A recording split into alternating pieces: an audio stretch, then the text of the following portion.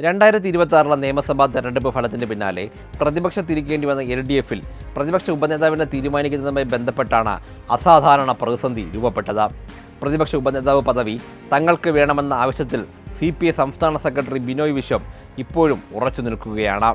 മുന്നണിയിലെ രണ്ടാമത്തെ വലിയ കക്ഷി എന്ന നിലയിൽ തങ്ങൾക്ക് ഈ പദവിക്ക് അർഹതയുണ്ടെന്നാണ് CPIയുടെ അവകാശവാദം. മുതിർന്ന നേതാവായ K രാജനെയാണ് CPI ഈ സ്ഥാനത്തേക്ക് നിർദ്ദേശിച്ചത്.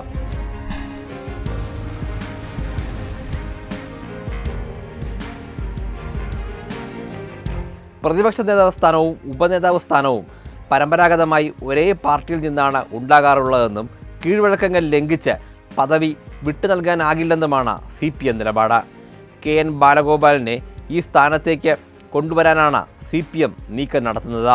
നിയമസഭയിൽ പ്രതിപക്ഷ നേതാവിൻ്റെ തൊട്ടരികെ ബാലഗോപാൽ ഇരിപ്പിടം ഉറപ്പിച്ചിട്ടുണ്ട്.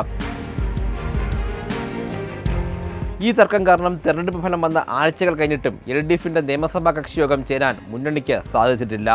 സ്ഥാനം പങ്കിടുകയാണെങ്കിൽ അത് തങ്ങളുമായി ആലോചിച്ച് വേണമെന്ന ആവശ്യവുമായി പാർലമെൻ്ററി പാർട്ടിയിലെ മൂന്നാമത്തെ കക്ഷിയായ RJDയും രംഗത്തെത്തിയിട്ടുണ്ട്. നിയമസഭയിൽ ഇടതുമുന്നണിക്ക് ആകെ 35 MLA-മാരാണ് ഉള്ളത്. CPM 26, CPI 8, RJD 1 എന്നിങ്ങനെയാണ് കക്ഷിനില. UDF-ൽ പ്രതിപക്ഷ ഉപനേതാവ് സ്ഥാനം മുന്നണിയിലെ രണ്ടാമത്തെ കക്ഷിയായ മുസ്ലിം ലീഗിനാണ്.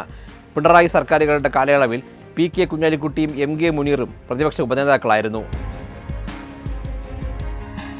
പ്രതിപക്ഷ ഉപനേതാവ് എന്നത് ഒരു ഔദ്യോഗിക ഭരണഘടനാ പദവിയോ നിയമസഭാ ചട്ടപ്രകാരമുള്ള പ്രത്യേക പദവിയോ അല്ല.